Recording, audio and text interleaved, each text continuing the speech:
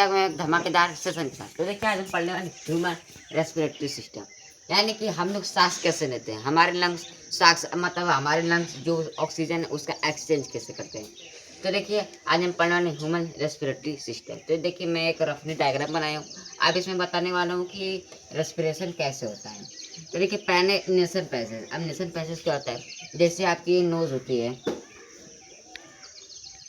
ये आपकी नोज हो गई, तो ये जो छेद होते हैं ना इसी को कहते हैं नेसन पैसेज। तो जब इसमें से आपका एयर जाता है, ठीक है, जब आप यहाँ से ऑक्सीजन लेते हैं अंदर, तो ऑक्सीजन लेते हैं तो ये यहाँ से जाता है। जाने के बाद यहाँ पे देखिए एक होता है एपिग्लोटिक्स, यानी एपिग्लोटिक्स इसे कहते हैं एपिग्लोटिक्स। वो क्या करता है, ये यहाँ पे देखिए पहले यहाँ से फुट पाइप आती है, एक मेन पाइप आती है फुट पाइप। अब फुट पाइप आने के बाद यहाँ पे दो पाइपों में डिवाइड हो जाती है। पहली होती है फेरेंस, दूसरी होती है नैरेंस। एंड जो फेरेंस होती है वो फूड वाली पाइप होती है, वो क्या करती है स्टमक तक जाती है। और जो नैरेंस वाली पाइप होती है क्या होती है, लंग्स तक जाती है, यानी ये पूरा लंग्स, यानी लंग्स में क्या करती है वो ऑक्सीजन लेके जाती है, तो उसे कहते हैं नैरेंस। जो फूड लेके जाते हैं उसे कहते हैं फेरेंस। और ये होता है हमारा माउथ कैविटी, यानी बकन कैविटी। तो जब हम नेसल पैसेज से एयर अंदर लेते हैं यानी इनटेक करते हैं, तो वो जाती है यहाँ पे पूरा मेन पाइप है, यहाँ पे मेन पाइप है, फिर यहाँ पे एक आता है ढक्कन टाइप का जिसे कहते हैं एपिग्लोटिक्स। जब हमारी एयर आती है तो वो एयर वाली यानी जो नैरेंस वाली पाइप है उसको खोल देता है, यानी उसमें से एयर चली जाती है।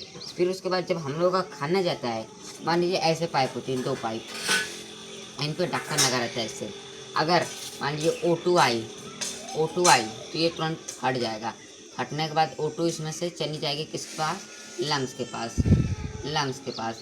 अब फिर ये पूरा ढक जाता है। अब यहाँ से अगर ग्लूकोज आया, मान लीजिए हमारा फूड, ठीक है, मान लीजिए हमारा फूड आया। अब जब फूड आया तो यहाँ से ये हट जाते हैं।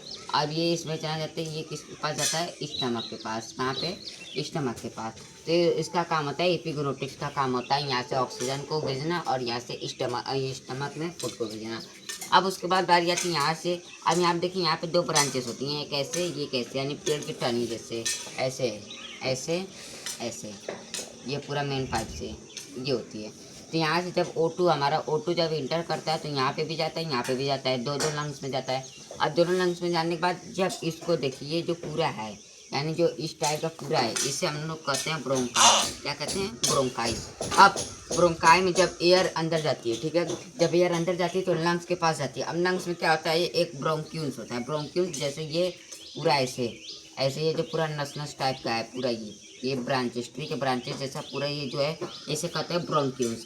अब ये ब्रोंक्यूल्स क्या करते हैं, जो ये हमारी ऑक्सीजन होते हैं उनको क्या करते हैं, पूरे उनको क्या करते हैं, डिवाइड करती है, पूरा सेपरेट करती है। अब ये जो पूरा गोला पूरा है, इसे हम कहते हैं एलओडी। एंड ये क्या करती है, ये गुब्बारे की तरह होती है, ये फूलती है तो इसमें एयर भरती है। एयर भरने के बाद फिर उसके बाद ये क्या करती है, डायरेक्ट ब्लड को सप्लाई करती है। तो उसका काम होता है एल्वोनी का। ये क्या होता है, एक ऐसे गुब्बारे की तरह होता है, ऐसे लगा होता है, इसे हम कहते हैं एल्वोनी। अब बारी आती है जब इसका होते के बाद, यानी ब्रोंकाई से ब्रोंक्यूल से एल्वोलाई। अब एल्वोलाई के बाद अब ट्रांसपिरेशन में हम लोग पढ़ेंगे कि ये ब्लड के पास कैसे जाता है। अब यहाँ पे देखिए, यहाँ पे हार्ट में मतलब यहाँ पे जो लंग्स है, यहाँ पे क्या होता है, चेम्बर लगे रहते हैं, चेम्बर। यहाँ पे भी चेम्बर, पूरे चेम्बर, यानी 1200 से 1400 क्या होते हैं, पूरे चेम्बर लगे होते हैं, चेम्बर। इसमें भी चेम्बर होते हैं, इसलिए तो इसको पहले नहीं बताया। यहाँ पे देखिए पहले इतना समझ गए। अब इसमें क्या होते हैं, ऐसे चेम्बर लगे होते हैं, ये इसी में, ये ब्रोंकाई, ब्रोंक्यूल्स, एल्वोनिक में चेम्बर लगे होते हैं। ये क्या करते हैं, ये जो चेम्बर लगे होते हैं इसमें हमारा एक क्या होता है, एल्वोलाई इसमें कनेक्टेड रहता है।